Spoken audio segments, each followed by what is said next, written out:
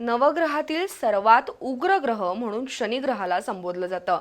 दरवर्षी वैशाख अमावास्येला शनैश्वराची जयंती साजरी केली जाते। शनी जयंती निमित्त आज अंबाबाई मंदिर परिसरातील आणि पापाची तिकटी पान लाईन इथल्या शनी मंदिरात विविध धार्मिक उपक्रम पार पडले। या निमित्तानं शनी मंदिरात तेल अर्पण करण्यासाठी आणि दर्शनासाठी भाविकांची मोठी गर्दी झाली होती। आज शनैश्वर जयंती। दरवर्षी वैशाख अमावस्येला शनी जयंती साजरी होते। शनीची साडेसाती अनेकांना त्रासदायक मानली जाते। शनीच्या साडेसातीचा त्रास कमी व्हावा यासाठी अनेक लोक शनीची पूजा करून दर्शन घेतात। शनी जयंतीनिमित्त आज ठिकठिकाणच्या शनी मंदिरात धार्मिक विधी करण्यात आले।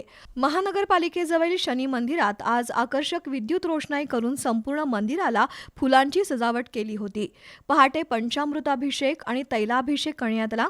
शनी स्तोत्र वाचन करण्यात आलं। मंदिराचे पुजारी अभिजित सूर्यवंशी, संतोष खालकर, राजेंद्र खालकर, हेमंत खालकर, नितीन खालकर, विशाल खालकर, रणधीर खालकर, रणवीर खालकर, ॲडव्होकेट अभिजित बिरंजे यांनी श्री शनैश्वर महाराजांची तिरुपती बालाजी व्यंकटेश्वरा रूपातील सालंकृत पूजा बांधली होती। दुपारी 4 नंतर शनैश्वर सुरेल संगीत संपन्न झालं। सायंकाळी 7:05 जन्मकाळ सोहळा संपन्न झाला। यावेळी ॲडव्होकेट संग्राम चव्हाण, निशांत वाकडे, अभिजित चव्हाण, सुनील शिंदे, रवींद्र कांबळे यांच्यासह भाविक उपस्थित होते। दरम्यान अंबाबाई मंदिर परिसरातील शनी मंदिरात आज सकाळी 6 वाजल्यापासून रुद्र, सौर, पवमान, शन्नो इंद्राग्नी, महिम्न मंत्रांचं पठण करून पंचामृत अभिषेक आणि तैलाभिषेक करण्यात आले।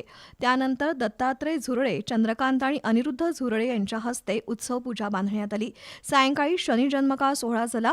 तसंच साताऱ्यातील यज्ञेश्वर शास्त्री जोशी यांचं शनी जन्मकाळाचं आख्यान झालं। दरम्यान शाहूपुरी इथल्या तुळजाभवानी मंदिर आवारातील नवग्रह मंदिरात शनिदेवाची विशेष पूजा बांधण्यात आली होती।